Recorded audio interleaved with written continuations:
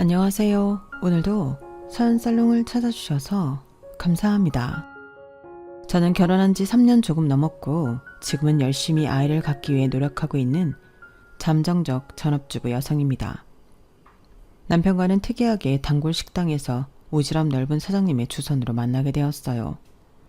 저나 남편이나 첫눈에 반한 건 아니었지만 둘 다 만나는 사람이 없어서 밥 친구, 술 친구 하다 정이 들어 사귀게 된 케이스였죠.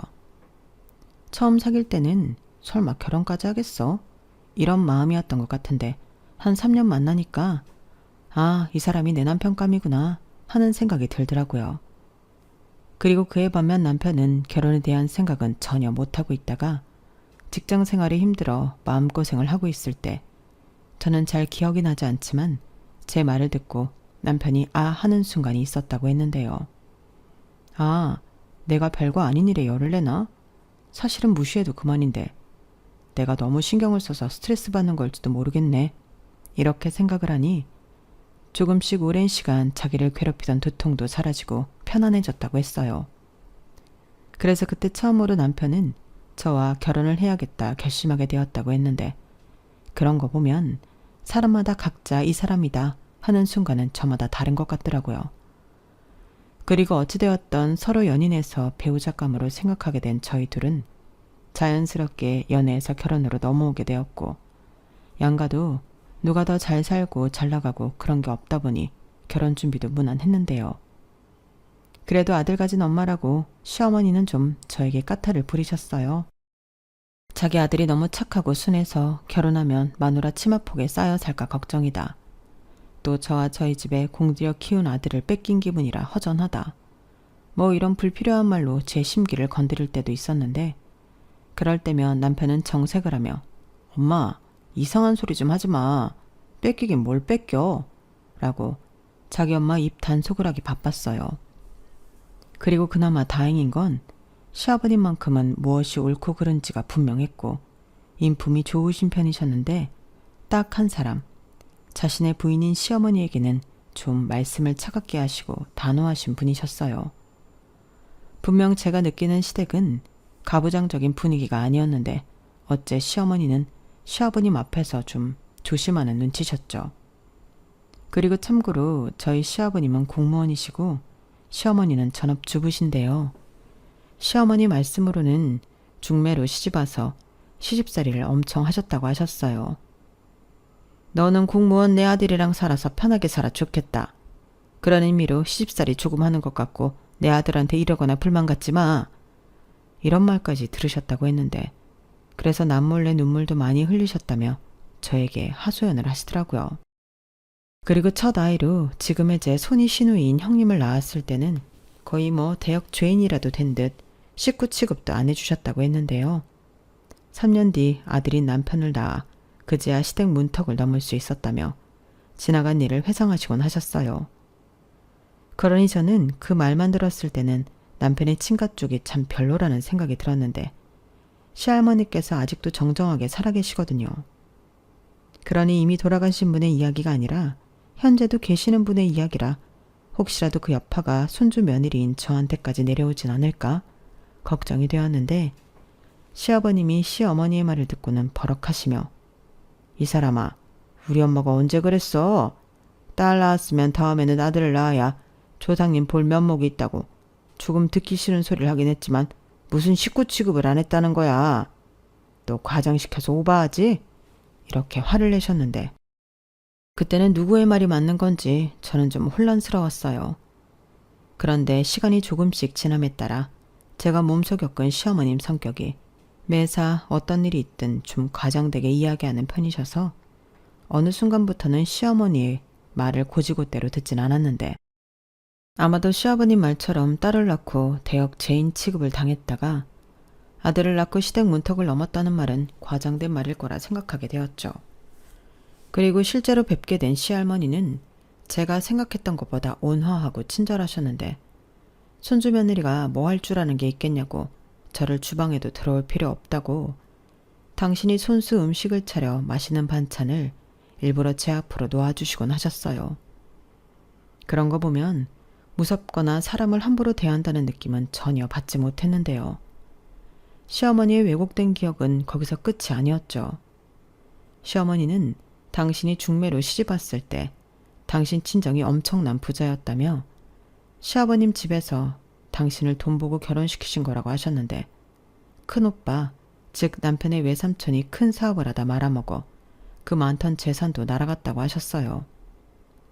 그리고 그 일로 시댁에서 찬밥 신세가 되었다며 그래서 시아버님이 자기한테 막대하는 것도 있다고 하셨는데 그 말도 저는 믿을 수는 없었죠. 누구의 편을 더 들고 말고의 문제가 아니라 시어머님이 저러시지만 않으면 제가 본 시아버님과 시할머니는 시어머니에게 안 그러실 것 같았어요. 그리고 제가 느낀 시어머니는 당신이 피해자로 상대방에게 비춰주시길 바라는 것 같았는데 저는 그것도 이해할 수가 없었죠. 이렇듯 시어머니는 제 판단에 왜 저렇게 사실까 참 어려운 분이셨는데 시아버님도 가끔 보면 시어머니의 저런 말하는 방식과 거짓말에 많이 지치신 듯 보였어요. 특히 결혼 전 제가 집에 초대를 받아 방문했을 때는 시어머니의 여전한 레파토리에 발끈하셔서 거참 사람이 지나간 일을 뭐하러 자꾸 끄집어내. 그리고 우리 집이 언제 자네 집을 돈 보고 자네를 데려왔나? 나는 그런 말 금시초문이야. 그리고 말은 바로 해야지. 전당포 하는 집이 엄청난 부자일 건 또 뭔데? 하여간 이제 며느리도 볼 사람이 그 버릇 언제 고칠 거야? 라고 화를 내신 적도 있었는데요. 그때 시어머니는 민망하신지 아니면 서운하신지 입을 꾹 닫고 저더러 저렇게 옛날 얘기를 하면 찔러서 발끈한다니까? 라며 자리를 급히 피하셨는데 시아버님은 저에게 이런 집안 꼴을 보여 미안하다고 하셨어요. 그런 거 보면 시부모님인 두 분 사이가 그닥 좋아 보이진 않았는데 중매 결혼이 다 그런 건 아니겠지만 어째 두 분을 보니 결혼을 중매로 하는 건 좀 위험할지도 모른다는 생각을 하게 되었죠. 물론 시간이 지나면 아무리 사랑해서 결혼한 부부도 정이나 사랑 같은 감정 말고 전우애로 산다고 하는데 그렇게 따지면 연애 결혼한 저희 부모님은 20년, 30년을 넘게 살았어도 그러지는 않으셨어요. 지금도 항상 하루 일과를 마치면 두 분이 수고했다, 고생했다 하시며 서로의 노고를 누구보다 알아주고 자식인 저와 제 동생에게도 엄마 말 좀 잘 들어라, 아빠한테 감사하다고 말씀드려라 하며 가정 교육을 시키셨는데 그런 모습만 보고 자랐던 저는 죄송한 말이지만 시부모님을 보고 편견 아닌 편견을 갖게 된 것이 사실이었죠. 그래서 갓 결혼했을 때는 남편에게 나는 우리 부모님처럼 살고 싶다고 아주 대놓고 말한 적도 있었는데요. 행여 남편이 마음이 식었다고 저를 차갑게 대하면 너무 서운할 것 같아 미리부터 겁을 먹고 그런 말을 했던 거였죠. 그러면 남편은 별 걱정을 다 한다며 자기는 저희 아빠보다 더 저를 챙기고 저를 우선으로 여기며 살겠다고 약속을 해줬는데 신혼 때는 무슨 약속을 못해요. 그래서 저는 웃으면서 알겠다고 했고 꼭 그 말을 잊지 말고 약속을 지켜달라고 했었죠. 그리고 시간이 많이 지난 건 아니지만 지금까지는 그 약속이 잘 지켜지고 있는 것 같아 남편에게 고맙고 일단은 안심이었는데 우선 저희 남편은 처음부터 늘 제 편이었어요. 저희 시어머니가 말씀을 가려서 하는 타입이 아니라 그냥 생각하지 않고 떠오르면 바로 말을 내뱉는 스타일이시거든요. 물론 상대가 누구냐에 따라 다르게 말씀을 하시긴 하는데 그 상대가 며느리같이 당신 아랫사람이면 아무 말 대잔치처럼 당신 하고 싶으신 말을 전부 다 하시는 못된 버릇이 있으셨어요. 그래서 처음에는 그게 좀 적응이 안 돼서 상처를 받을 때도 많았는데 그럼 남편은 행여 그 불똥이 자기한테 튀고 제가 못 산다고 할까봐 득달같이 제 편을 들기 바빴죠. 어떤 날은 저는 아직 인지도 못했는데 남편이 나서서 자기 엄마한테 뭐라고 한 적도 있었어요. 그러면 시어머니는 당신 아들한테 아이고 아주 공처가 나셨네. 너 나 없을 때 아들 잡냐? 라고 저한테 서운한 티를 팍팍 내셨는데 그 때문에라도 저는 시어머니와 사이가 좋을래야 좋을 수가 없었죠. 물론 사이좋게 잘 지낼 마음도 솔직히 없긴 했는데 시어머니도 제가 당신 아들을 뺏어간 배겨씨 같아 싫다고 하셨더라고요. 글쎄 자기는 곰인데 제가 천년 묵은 여우라 시어머니인 당신이 당하고 산다고 온 천하에 얘기를 하고 다니신 모양인데 그러니 제 이미지가 뭐가 됐겠어요. 그래서 졸지에 저는 아무것도 모르는 친척들 사이에서 천년 묵은 백여시가 되어 있었는데요. 제가 아무리 아니라고 변명을 해도 시어머니는 저것 좀 봐요. 저렇게 가증을 떤다니까. 우리 아들도 가만 보면 너무 순진해서 넘어간 거지. 라고 제 앞에서 제 앞 담화까지 하셨는데 제가 왜 그러시냐고 대놓고 물으면 웃기지도 않는데 깔깔깔 웃으시면서 뭐가 나는 그냥 웃자고 농담한 거지. 설마 내가 정말 너를 그렇게 생각할까 봐? 라고 사람 속을 뒤집어 놓는데 갓 시집갔을 때는 그런 게 다 저에겐 시댁 스트레스였어요. 집집마다 문화가 다르고 분위기가 달라 처음에는 적응 기간이 필요하다고 하지만 이건 뭔가 비상식적이라 어떻게 적응을 해야 할지 모르겠더라고요. 아무래도 그때는 소위 말하는 며느라기였던 때라 더 끙끙 앓았는데요. 역시 그런 문제는 시간이 약이었어요. 결혼하고 1년 정도 지나니 저도 어느 정도 시어머니 성격, 시아버님 성격, 집 분위기 이런 거에 익숙해졌고 시어머니가 저런 말로 자기를 포장하거나 저를 돌려깔 때는 또 시작되었다 생각하고 저도 저 나름의 방어기제와 맞받아칠 준비를 하게 되었는데 이게 하다 보니 저절로 늘더라고요. 그도 그럴 게 저희가 한동안 거의 2주에 한 번은 주말이면 시댁에 가서 밥을 먹었거든요. 시어머님이 저나 남편에게 전화해서 아들 보고 싶다고 그렇게 집에 좀 오라고 노래를 하시는데 마음 같아서는 그럼 아들인 너만 가라 하고 남편만 보내고 싶었지만 시어머니의 그 못난 성격에 어떤 말을 나중에 어떻게 하고 돌아다닐지 무서워서 꾸역꾸역 내키지 않았지만 시댁을 갔어요. 시댁은 저희 집과 차로 30분 정도 되는 거리에 사셨는데 시어머니는 그걸 엎어지면 코 닿을 곳이라고 칭하시며 편하게 마시러 온다고 생각하고 오라고 하셨죠. 고부 사이가 좋으면 그도 그럴 수도 있는 일인데 우선 사이가 그닥 좋지 않았기 때문에 저는 거리가 30분이 아니라 한 3시간이면 좋겠다고 생각한 적도 많았는데 그래서 다음 집은 무조건 멀리 떨어진 동네에서 구하겠노라고 다짐하고 또 다짐했어요. 그렇게 1년 남짓한 시간을 보냈는데 시간이 지남에 따라 시어머니는 저에게 손주 타령을 하기 시작하셨죠. 마치 무슨 교본이라도 있어 순서 같은 게 정해진 것처럼 손주 타령을 하셨는데 시집살이의 잔소리까지 아마 남편이랑 그닥 사이가 좋지 않았다면 바로 이혼감이었죠. 시어머니가 너무 유별나서인지 신혼생활은 그의 상대적으로 매일 즐겁고 행복했거든요.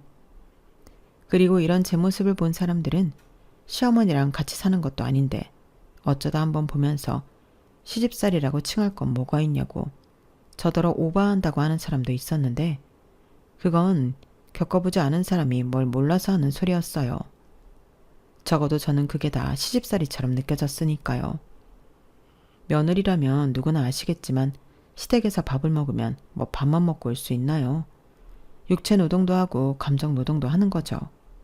그럼 집에 오면 녹초가 되는 게 당연한데 여기서 더 싫은 건 내 금쪽 같은 휴일을 그렇게 보냈다는 사실이었어요.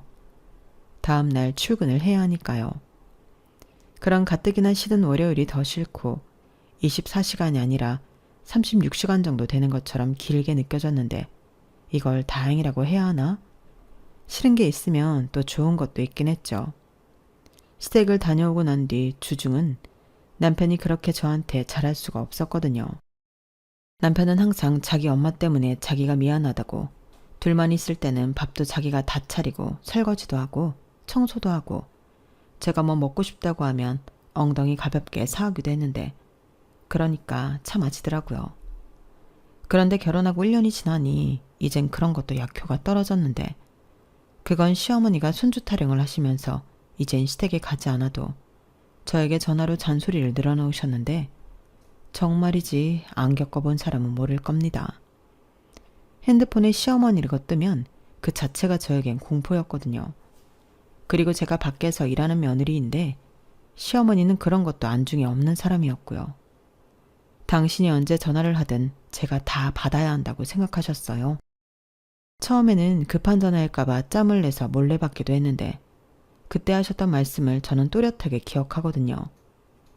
나는 첫째로 딸 낳고 많이 힘들었어. 시댁 눈치도 보이고 어쩐지 남편도 실망한 것 같고 그러니까 너는 무조건 첫째로 아들을 낳아라? 이렇게 말씀하셨는데, 아니 이게 뭐 아들을 낳겠다고 하면 바로 그렇게 되는 게 아니잖아요. 게다가 제가 어머니 지금 제가 급한 회인 중에 나온 거예요. 무슨 일 있으세요? 라고 서두를 시작했는데 저런 말을 장황하게 하시니 제가 얼마나 벙적게요. 그래서 바빠서 이만 끊어야 한다고 죄송하다고 전화를 끊고 황당함을 뒤로한 채 다시 회의실로 갔었는데 그날 상사한테 회의에 집중 못한다고 깨지고 시어머니한테는 이상한 소리나 듣고 진짜 우울해서 내가 이러려고 결혼을 했나? 나술이 땡기는 걸 겨우 참았어요. 그런데 시어머니 집착은 거기에서 끝이 나지 않았고 어디서 아들 낳는 비법이라는 말도 안 되는 헛소문을 듣고 오셔서는 저한테 그대로 따라하라고 따로 메모까지 해서 주셨는데 저희는요. 결혼하고 2, 3년 정도는 신혼생활을 즐기고 아이를 낳을 생각이라 그때는 아무리 비법 나부랭이를 가져다 주셔도 아이를 가질 생각이 없었어요. 저도 남편도 둘 다 30대 초반이었고 2에서 3년 둘이 재미있게 살다가 이후 아이를 낳으면 그때는 아이 중심으로 살자고 이야기를 했는데 시어머니는 저희 계획은 중요하지 않다고 하셨죠. 그러면서 니들이 지금은 뭘 몰라서 그래. 한 살이라도 젊고 건강할 때 애를 낳아야지. 요즘 애들이 아토피다 뭐다 비실비실 거리는 건 다 부모가 늙어서 낳은 애라 그런 거야. 라고 하시는데 진짜 저희 시어머니라는 사람은 다른 사람의 말은 전혀 듣지 않는 사람이라는 걸 뼈저리게 느꼈어요. 아니 말이라는 게 주고받고 상대가 말하면 좀 들어야 하는 거 아닌가요? 그런데 저희 시어머니는 당신 말만 하시는 분이라 듣고 있는 사람을 먼미가 날 정도로 버거웠어요. 그런데 정작 본인만 그 사실을 몰라서 저도 다른 가족들도 힘들어했는데 특히 저는 저런 분을 앞으로 몇십 년 동안 가족이라는 이름으로 봐야 한다고 생각하니 앞이 캄캄했어요. 진짜 손주 타령하실 때는 이틀에 한 번꼴은 전화를 하시는데 살면서 남의 돈을 빌려본 적도 없고 독촉도 받아본 적이 없던 저는 처음으로 그런 스트레스가 어마무시하다는 걸 경험하게 되었어요. 그리고 그때부터는 참고 있으면 나만 속병 들고 이상한 사람 되겠다 싶은 생각에 저는 시어머니와 맞서기로 마음을 먹었는데요. 이틀에 한 번꼴로 전화하시는 것부터 못하시게 해야겠다 생각했어요. 그래서 한 번은 기다렸다는 듯 어머님처럼 조금 과장되게 말씀을 드렸는데요. 어머니, 제가 지금 회의 들어가야 해서 통화를 못하거든요. 그리고 제가 회사에 있을 때는 너무 정신이 없어요. 급하신 용무가 아니시면 저 퇴근할 때 전화 주시거나 그이한테 말씀하시면 어떨까요? 뭐? 나더러 너 바쁘니까 기다렸다가 퇴근 시간에 전화를 하라고? 예, 나 시어머니야. 회사 생활은 잠깐이지만 너 앞으로 내 얼굴 볼 날이 더 많다. 근데 지금 누구더러 기다렸다가 전화를 하래? 그리고 우리 아들은 뭐 한가하냐? 오해하지 마시고요. 저는 거의 업무상 미팅이나 회의가 많아서 전화 받기가 곤란해서 그래요. 그런데 그이는 개발직이라 그런 것도 잘 없으니까. 시끄러워. 이게 어디서 내 아들을 무시해. 그리고 내가 너한테 할 말이 있으니까 전화를 하는 거지. 애를 뭐 남자가 낳냐? 애기 얘기라면 죄송하지만 저는 더 들을 말도 없어요. 저희가 지금은 생각이 없고 나중에 갖겠다고 말씀드렸잖아요. 저 지금은 진짜 회의가 있어서 들어가야 하거든요. 어머니, 앞으로는 전화 걸어도 저 못 받아요. 그럼 끊을게요. 제가 저렇게 말하고 전화를 끊었더니 시어머니가 서운하다고 난리가 났어요. 몇 날 며칠을 사고 누려내듯 우려드시는데 그때는 남편이 나서서 수습하려 애를 많이 썼죠. 그러면서 저건 분명 뒤에서 지 마누라가 조종했을 거라고 아들 말도 듣지 않는데 미치고 팔짝 뛰겠다는 말이 무슨 말인지 그때 진짜 그 억울한 마음을 알게 되었어요. 그러면서 동시에 왜 며느리들이 시어머니 때문에 이혼한다는 소리를 하는지 그 심정을 알 것 같았는데요. 저는 이혼 생각까지는 들지 않았지만 이렇게는 4명에 못 살 것 같아 뭔가 수를 내야 할 것 같다는 생각은 늘 했어요. 그러면서 애먼 남편을 잡을 때도 많았는데 남편은 고맙게도 그런 저를 원망하거나 짜증내지 않았죠. 우리 엄마는 진짜 왜 그러냐. 자기야, 진짜 미안해. 내가 다시는 엄마가 전화해서 자기 일할 때 방해하지 않게 알아서 잘 해결할게. 라며 제 기분을 맞춰주려 노력했는데 저희 친정엄마도 늘 말씀하시지만 저의 남편 같은 사람은 없을 거라 생각합니다. 그러니 남편에게는 그런 부분이 늘 미안하고 고마웠는데요. 그래서 다시 한번 저희가 갖고 있는 이세 계획을 진지하게 말씀드리기로 결심했어요. 그때는 가능한 식구들이 전부 있을 때 이야기하는 편이 좋겠다고 생각해 날을 잡는데 마침 시집간 형님 생일이 다가오고 있더라고요. 그래서 그날을 디데이로 정했고 저는 이번만큼은 제대로 시어머니에게 저희 부부의 뜻을 전달하겠다 각오를 다졌는데 불똥은 엉뚱한 곳에 튀었어요. 아니 글쎄 당신 딸 생일이라 모이는 건데 시어머니는 딱히 음식도 준비를 안 하고 계시더라고요. 그에 반면 시아버님은 오랜만에 시집간 딸이 집에 왔다고 좋아하셨는데 분위기를 보아하니 전날 두 분이 부부싸움을 하신 듯 보였어요. 아주 찬바람이 겨울왕국 저리 가라더라고요. 그래도 그렇지 하나뿐인 딸 생일인데 미역국도 없다는 게 말이 되나요? 옆에서 슬쩍 보니 형님도 살짝 서운한 눈치였는데 저는 안 되겠다 싶어 남편에게 저희 나가서 밥을 사자고 이야기했어요. 어차피 드릴 말씀도 있고 겸사겸사 나쁘지 않을 것 같았는데 남편도 좋다고 하더라고요. 그래서 나름 괜찮은 식당을 검색해서 부랴부랴 전화로 예약해 식사 대접을 했는데 형님이 고맙다고 하셨어요. 음식도 너무 맛있고 마음도 너무 고맙다며 제 손을 따뜻하게 잡아주시는데 저도 덩달아 보람있고 기분이 너무 좋았죠. 그래서 식구들 모두 모인 김에 2세 계획 이야기를 좀 구체적으로 식구들에게 하고 싶다고 제가 먼저 얘기를 꺼냈는데요. 형님에겐 4살 예쁜 딸이 있었거든요. 그러니 첫 조카인 형님의 딸을 남편이 참 예뻐했는데 남편은 저더러 이야기 편하게 하라고 하면서 자기는 조카랑 놀기 바쁘더라고요. 그런데 그 모습을 본 시어머니가 저거 좀 봐라. 우리 아들이 애기를 얼마나 좋아하는데 무슨 니들 애를 만들 생각을 해야지 무슨 놈의 계획을 세워. 나는 그런 계획 없이 애 둘 낳고 잘 살았다. 라고 벌써부터 심기가 불편한 기색을 보였는데 처음으로 남편이 밉더군요. 왜 하필이면 그때 조카랑 놀고 있어서 사람 입도 못 대게 저러나. 저는 남편을 째려봤어요. 그래도 할 말은 해야 했고 적어도 오늘 이후로는 이 문제로 부딪히는 일이 없길 바랬는데 그래서 저는 용기를 내어 저희도 내년 중반부터는 아이를 갖도록 노력할 생각이라고 계획을 말씀드렸어요. 그래서 내후년이나 그 이후에 아이를 낳고 싶다고. 그 전까지는 저희 부부도 둘만의 시간을 좀 보내면서 추억을 많이 만들고 싶다고 이야기를 했는데요. 시아버님도 형님 네의 분도 고개를 끄덕이며 좋은 생각이라고 하셨어요. 하지만 예상했던 대로 시어머니는 웃기고 있네. 애가 뭐 니들이 갖자고 하면 기다렸다는 듯이 생기는 줄 아니? 노력을 하라는 거지 노력을. 그러다 안 생기면 어쩔 거야? 라고 무조건 지금부터 열심히 부부생을 하라고 강요하셨는데 그러자 옆에서 듣던 형님이 저를 도와주고 싶으셨는지 이렇게 말씀하셨어요. 에이 엄마는 뭘 또 그렇게 과장해서 말해. 둘이 아직 어리고 건강한 게 왜 애가 안 생기겠어? 그리고 올케가 애기 낳으면 엄마가 봐줄 거야? 그런 거 아니면 요즘은 애 낳아라 마라. 아무리 시어머니라고 해도 강요하면 안 돼. 올케 지금 일하는데 애 낳으면 출산휴가에 육아휴직까지 눈치 보이는 건 올케잖아. 이렇게 말씀하시는데 제 속이 다 시원하더라고요. 사실 저희 회사가 출산휴가까지는 뭐라고 하지 않지만 남자든 여자든 육아휴직을 한다고 신청하면 좋은 시선으로 보지 않았어요. 오래된 일이긴 하지만 제 눈으로 육아휴직을 쓴 과장님 채스강이 본인의 의사와는 상관없이 빠지는 것도 봤는데 저런 취급을 당할 바에는 회사를 그만둬야 한다고 어린 마음에도 생각했거든요.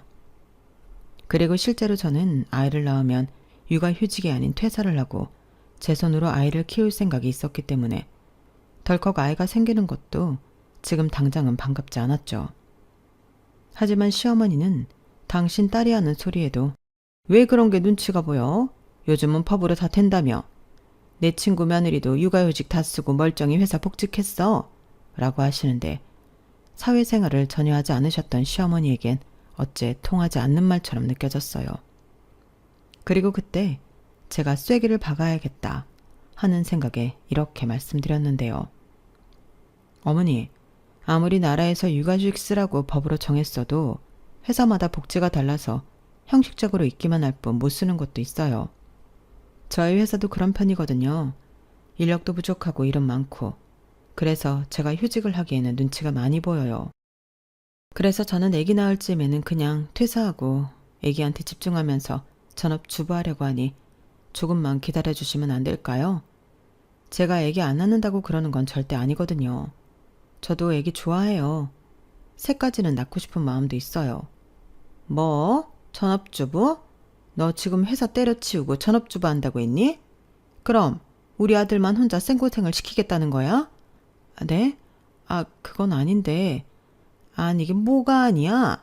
요즘도 일하기 싫어서 시집가는 여자가 있다고 하던데 혹시 너도 그런 거냐? 엄마 무슨 말을 그렇게 해. 만약 지연이가 그런 마음이었으면 회사부터 관뒀겠지. 그래 엄마 그건 좀 아니다. 옳게 일하는 거 보니까 엄청 바쁘던데. 그거 하기 싫은 사람은 못하지. 그리고 나도 맞벌이 하면서 애 키우지만 이게 뭐 보통 일인 줄 알아? 나는 그래도 시어머니가 우리 아린이 봐주시니까 했지. 안 그랬으면 나도 못하고 전업주부 해야 해. 그리고 엄마도 주부면서 주부가 뭐 노는 사람이야? 전업주부도 힘들잖아. 애보랴 살림하랴 고생하는 건 똑같지. 시끄러워. 너는 왜 갑자기 나서서 그래? 그리고 지금 쟤랑 나랑 같아? 요즘 시대의 말로 맞벌이 안 하는 집이 어딨어? 다들 애 낳고 돈만 잘 버는데 무슨 전업주부야? 나는 그 꼴은 못 본다. 엄마, 제발 그만 좀 해. 이건 이미 우리 부부가 그러기로 결정한 일인데 왜 엄마가 나서서 그래? 나는 상관없어. 아빠도 혼자 식구들 위해 그렇게 살았잖아. 실푼이 같은 놈. 너는 저 말이 무슨 뜻인지 몰라? 너 혼자 뼈 빠지게 돈 벌어서 처자식 갖다 줘야 한다는 소리야. 너는 배알도 없냐? 처자식이 네 등골만 파먹겠다는 건데 넌 그게 좋아? 어머니, 제가 아주 전업주부로 산다는 건 아니고요. 애기 좀 크면 다시 일할 거예요. 저도 평생 남편만 고생시킬 생각은 없거든요. 아이고, 그거야 네 생각이지. 그때 가서 놀루가 써준대? 잔말 말고 회사 그만둘 생각 따윈 버려. 요즘처럼 어려울 때 같이 벌어야지. 거참 그만하지 못해. 오늘 당신 딸 생일인 거 몰라. 그리고 애들이 알아서 하게 냅두지 왜 자네가 감나라 배나라 해. 그렇게 따지면 나는 배알이 없어서 평생 혼자 벌어 처자식 먹여 살렸나? 칠푼이라 처자식이 내 등골 파먹히는 걸 좋아했어. 본인이야말로 여태 그런 마음으로 나랑 한 입을 덮고 산 모양이네. 여보, 말이 그렇잖아. 자기는 옛날 사람이라 괜찮고 쟤들은 요즘 사람이라 안 돼? 그럼 은혜 말처럼 자네가 애를 대신 키워주겠다고 이 자리에서 선언해. 그래야 말이 맞는 거지. 손주는 빨리 보고 싶고 며느리가 회사 눈치 보여서 그만두는 꼴은 못 봐. 세상에 그런 이기적인 마음이 어딨나? 순간 시아버님 말씀에 분위기는 차갑게 가라앉았어요. 시어머니는 시아버님의 말에 한마디도 하지 못하고 자리를 박차고 일어나셨고 저는 괜히 생일인데 형님에게 죄송해졌는데 그래서 그날은 그렇게 끝이 흐지부지 되면서 저희 부부는 집으로 돌아왔어요. 집에 돌아와서도 마음이 좋지 않아 남편과 마주하기도 힘들더라고요. 그래서 나는 피곤해서 일찍 잔다고 방에 들어왔는데 남편도 심란한지 거실에서 꽤 오랫동안 혼자 있더군요. 그리고 바로 다음날 아침 대바람부터 시어머니에게 전화가 왔는데요. 저는 전화를 받지 않았지만 벌써부터 시어머니가 왜 전화를 하셨는지 알 것 같았어요. 그래서 일부러 받지 않았고 나중에 퇴근할 시간쯤 전화를 걸었는데요. 아니나 다를까 시어머니는 잔뜩 화가 나서는 어제는 다른 식구들이 있어 더는 말을 못했지만 회사 그만둘 생각은 하지도 말라고 만약 회사를 그만두면 자기가 자기 아들을 위해서 이혼시키겠다는 다소 극단적인 말씀도 하셨는데 그러시고는 아이는 하루라도 빨리 낳는 게 나으니 저더러 계획 어쩌고 따지지 말고 임신하기 위해 열심히 노력하라고 하셨어요. 그때는 황당함을 넘어 진짜 화가 나더라고요. 사람을 뭘로 보고 저렇게 말씀하시나 손이 부들부들 떨려서 그날 일도 제대로 못했는데 저희 회사가 그즈음 엄청 심란했거든요. 일은 많은데 사람은 없고 또 그 일이 앞으로 어떻게 될지 몰라 경영진이 오락가락하면서 불안한 경영을 하고 있었는데 사실 소문이 무성했어요. 합병 얘기가 오고 간다거나 대규모 구조조정이 있을 예정이 있다거나 또 회사를 팔아 완전히 다른 업종이 될 수도 있다는 말이 돌았는데, 그래서 솔직히 마음은 당장 그만두고 싶어도 일단 눈밖에 나지 않으려 할 때였어요. 그런데 괜히 노파심에 제가 자꾸 시어머니와 통화하고 신랑이 하는 모습을 보이니 안 좋을 것만 같았는데, 그러던 중 회사에서 인공지능 어쩌고 하면서 새로운 사업을 하겠다고 하더군요.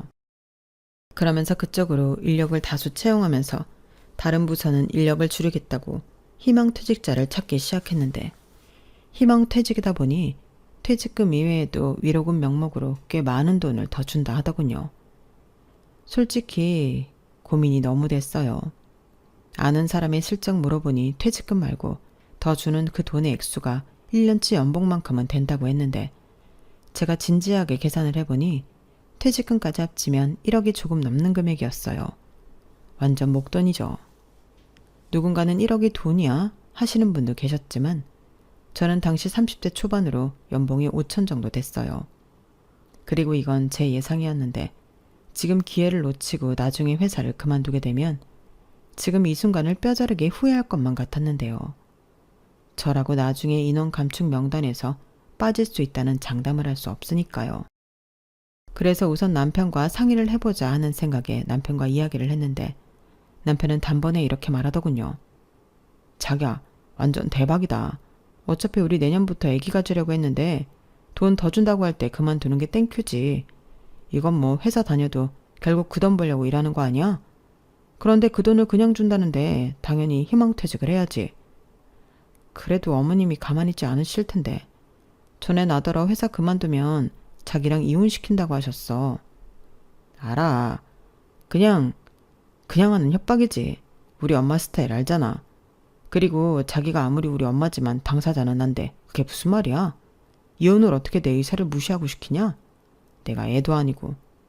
그리고 저혼 신경 쓰이면 말하지 마. 같이 사는 것도 아닌데 어떻게 알아? 그래도 될까? 그러다 나중에 걸리면 괘씸하다 하실 텐데. 이렇게 하나 저렇게 하나 똑같아. 그럼 자기 편할 대로 해. 아마 바로 이야기하면 허구한 날 집에 쳐들어와서 자기만 들들 볶겠지. 그러지 말고 자기 이참에 배우고 싶었던 거나 하고 싶었던 것 좀 해. 애기 낳으면 그럴 시간도 없잖아. 자기야, 진짜 고마워. 나는 다른 건 몰라도 진짜 남편복 하나는 있는 것 같아. 그렇게 말해줘서 이제 좀 마음이 놓인다. 사실 나 요즘 번아웃이었거든. 이 눈치 저 눈치 보느라 피가 말랐어. 그래, 그런 것 같더라. 근데 거기에 우리 엄마까지. 진짜 미안해. 자, 그럼 이제 우리 마눌리는 방학이네. 짱 부럽다. 우리 회사는 희망퇴직 안 받나? 뭐라고? 그럼 둘이 같이 놀자고? 그건 안 돼. 농담이야. 설마 그러겠어? 나는 내 가족 부양해야지. 걱정하지 마. 남편 있는데 무슨 걱정이야. 저는 남편이 정말 고마웠어요. 그리고 다음날 당당하게 희망퇴직 신청서를 회사에 냈고 한결 편안해진 마음으로 회사 정리를 하기 시작했는데, 참, 재수도 없지. 시어머님 저희 집에 오셨다가 제가 희망퇴직한다는 걸 알게 되셨어요. 제가 관련 서류들을 거실 테이블에 올려놓았는데 정리한다고 밑에 넣어둔 서류를 시어머님이 꺼내서 보셨더라고요. 그런데 불같이 화를 낼 줄 알았던 시어머니는 저더러 잘했다고, 회사가 망할 것 같으면 돈 줄 때 나오는 게 맞다고 웬일로 제 칭찬을 하셨는데, 어안이 벙벙했지만 혼나지 않았으니 다행이라고 생각했죠. 그래서 나름 처세를 좀 해보려고 예상보다 빠르지만 임신 준비를 해볼까 한다고 말씀도 드렸는데, 시어머니는 잘 생각했다고 하셨어요. 얼굴을 보아하니 꽤 좋아하시는 얼굴이라 잘 됐다고 간담을 쓸어내렸는데, 며칠 뒤 갑자기 시어머니 저더러 다른 가족들 몰래 둘만의 대화를 좀 해보자고 하시더라고요. 아니, 가족들 몰래 둘만 할 이야기가 뭐가 있죠? 그런데 시어머님은 다른 가족들 몰래 사채빚이 있었다고 저더러 그 돈을 갚아달라고 하셨어요.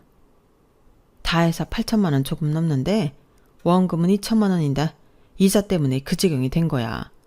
또 금방 9천 되고 1억 될 거라고 하는데, 그럼 진짜 나 니네 시아버지한테 난리 나는 거거든. 설마 시어머니 이혼당하는 거 보고 싶은 거 아니지? 너 나중에 나 없으면 시아버지 부양해야 한다. 이렇게 나중에 시아버지 모실 것 아니면 네가 돈 좀 내줘. 어이가 없었어요. 그런데 2천만 원은 어쩌다 빌리신 거예요? 그것도 사채로? 그게 네 시아버지라는 인간이 생활비를 아주 쥐똥만큼만 주거든. 그래서 내가 투자도 좀 하고 개도 좀 하고 그러면서 돈을 좀 굴렸거든. 사실 나 수완 좋은 사람으로 유명해. 근데 이번에 좀 큰 투자처에 투자를 하느라 아는 사람한테 돈을 좀 빌렸어.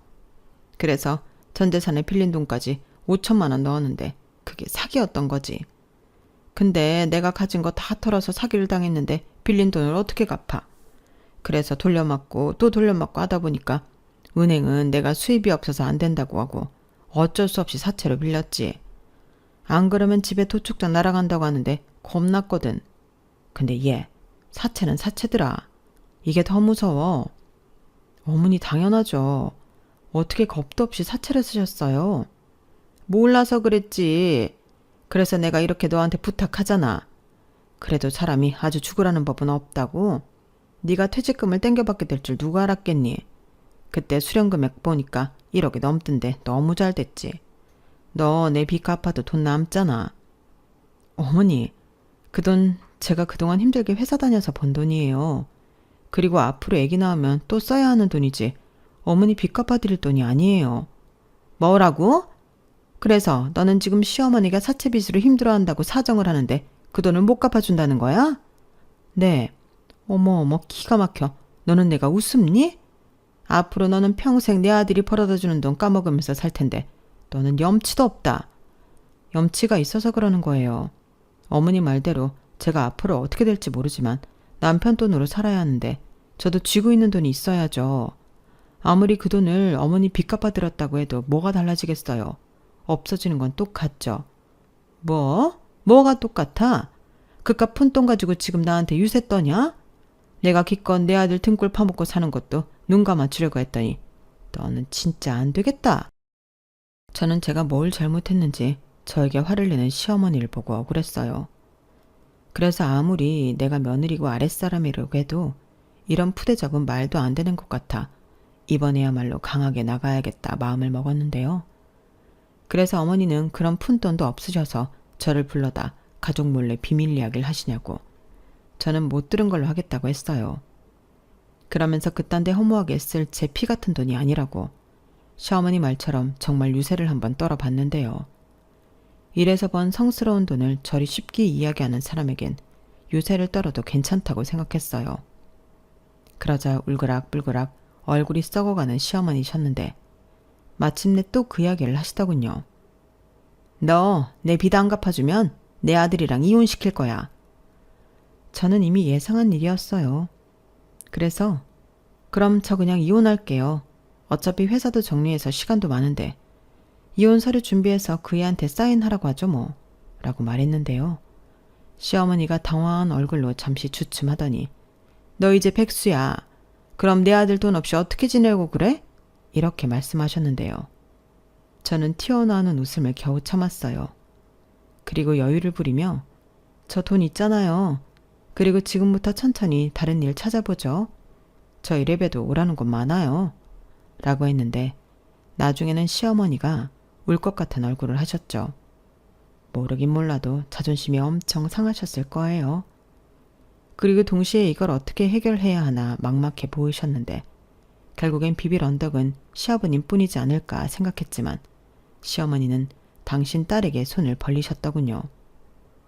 당연히 형님은 그런 돈이 어딨냐고 펄쩍 뛰었고 친정에 와서 한바탕 하는 바람에 시아버님도 알게 되셨는데요. 집안이 아주 발칵 뒤집혔어요. 저희 부부도 당장 오라고 호출을 받았거든요. 그렇게 도착한 시댁에서 시아버님은 네 시어머니가 혹시 며느리에게 너한테도 돈 얘기했니? 사채비 갚아달라고? 라고 저에게 물으셨는데 시어머니는 말하지 말라는 듯 도리질을 아주 격하게 했지만 저는 시어머니의 부탁을 들어드릴 이유가 없어서 그렇다고 했어요. 그리고 다른 가족들이 보는 앞에서 남편에게 줄 게 있다고 이혼 서류를 내밀었는데요. 제가 불난 집에 제대로 휘발유를 뿌렸죠. 남편이 이게 뭐냐고 펄쩍 뛰었고 저는 시어머니를 보면 어머님이 당신 빚 안 갚아주면 이혼시킨다고 했어. 그래서 그냥 내가 한다고 했지. 그러니까 자기 여기다 도장 찍어. 여기 식구들 다 있으니까 증인 지장도 받으면 되겠다. 라고 했는데 그 말에 시아버님은 시어머니에게 왜 잘 사는 자식들을 자기 때문에 이혼시키냐고 이혼 우리가 하자고 하셨죠. 그러면서 제가 준비해간 이혼 서류에 당신 이름을 쓰고 서류를 작성하기 시작했는데 시어머니가 기겁을 하시며 그 서류를 뺏어다 찢으셨어요. 그러면서 이게 다 저 때문이라고 씩씩거렸는데요. 남편이 충격을 많이 받았어요. 제가 아무리 화가 나도 비밀이라고 하는데 남편 속상할까봐 그때까지 말을 하지 않았거든요. 그리고 솔직히 이혼할 생각도 전혀 없었는데 나중에 시어머니가 이혼 어쩌고 하면 협박용으로 쓰려고 준비해 놓은 거였어요. 그런데 이렇게 크게 터지게 될 줄 몰랐고 제가 부은 휘발유에 정말 집이 산산조각이 날 것만 같았는데 내가 너무 심했나? 그런 죄책감도 들더라고요. 하지만 남편은 도저히 이렇게는 못 산다고 시어머니와 절연을 하겠다 선언했는데 시아버님도 그러라고 하셨어요. 어차피 은혜는 시집가서 출가 외인이고 은혁이도 자기 색시 있는데 이제 우리 가족은 뿔뿔이 흩어져 살자. 내가 죽어도 니들 신세는 안 질 거니까 걱정하지 말고 저기 있는 저 여자도 괜히 엄마랍시고 거들 거 없어. 어머 여보, 지금 그게 무슨 말이야? 나도 지친다고. 내가 언제까지 자네가 이런 사고를 치는 걸 참고 사나. 개벌은 남 못 준다고 그동안 돈놀이하고 빚지고 사기당해 빚지고 돈사고를 얼마나 쳤어. 그때마다 자네가 나한테 그랬지. 다시는 안 한다고. 손모가지 걸고 안 한다고. 또 그런 일 있으면 자네 발로 집 나간다고 했잖아. 근데 자네가 자네 발로 나갈 거야? 아니잖아. 그래서 내가 내쫓는 거야. 이 집도 팔아서 나는 아무도 모르는 곳에 들어가 살 거고 행여 애들한테 빌부터 산다는 소리 들으면 내가 자네 정말 가만두지 않을 거니까 그런 줄 알아. 여보, 내가 잘못했어. 근데 지금은 나도 억울해. 이건 안 당해보면 모른다니까? 얼마나 감쪽같이 속이는데 억울해. 억울은 무슨. 나야말로 자네랑 산 세월이 억울하네. 자, 다들 해산. 알아서 잘 살아. 그날이요. 시어머니는 안 된다고 현관문을 막아서고 시아버님은 힘으로 뜯어내고 저희 남편은 저더러 신경 쓸 거 없다고 저를 데리고 그 집을 나왔어요. 그러면서 남편이 정말로 자기는 농담이 아니라며 시어머니와 영 끊고 살 거라고 다시는 이혼 소리 하지 말라고 무섭게 말했는데 단순히 보여주기 위한 거였지만 제가 너무 미안했어요. 그래서 미안하다고 진짜 이혼할 생각은 아니었다고 말했는데 남편이 나중에 흐느끼면서 울었어요. 그 모습을 보는데 어찌나 제 마음이 미어지던지 저는 잘못했다 했죠. 그 이후 정말로 남편은 시댁에 가자는 소리도 하지 않고 오로지 저와 있는 시간을 소중히 여겼는데 괜히 제가 시댁이 정말 어떻게 됐을까봐 불안했어요. 그래서 끙끙 앓다 며칠 뒤 형님에게 연락을 했는데요. 형님이 시어머니의 빚을 적금을 깨서 해결했다고 하시더군요. 옳게 미안해. 우리 엄마한테 그런 소리까지 듣게 하고. 그래서 나도 주기 싫었는데 그래도 어쩌겠어. 내 엄마인데. 그래서 마지막이라고 생각하고 해줬어. 그러니까 우리 엄마가 올케한테 돈 얘기하러 찾아가는 일은 없을 거니까 걱정하지 말고 내 동생이랑 잘 살아. 둘이 얼마나 잘 어울리고 예쁜데 헤어지지 말고 예쁜 애기도 낳고. 알겠지? 형님은 마치 이 통화가 마지막이라도 되는 것처럼 이야기를 하셨어요. 그 때문에 제가 눈물까지 났는데 그러지 말자고 우리는 서로 왕래하고 지낼 수 있지 않냐고 제가 울먹이며 말했어요. 그리고 제가 너무 극한 데까지 상황을 몰아 죄송하다고 했는데 형님은 남편처럼 괜찮다고 하셨어요. 언제고 터질 일이었다고 하시면서 마음 쓰지 말라고 하셨는데 그래도 제 마음은 마냥 좋진 않더라고요.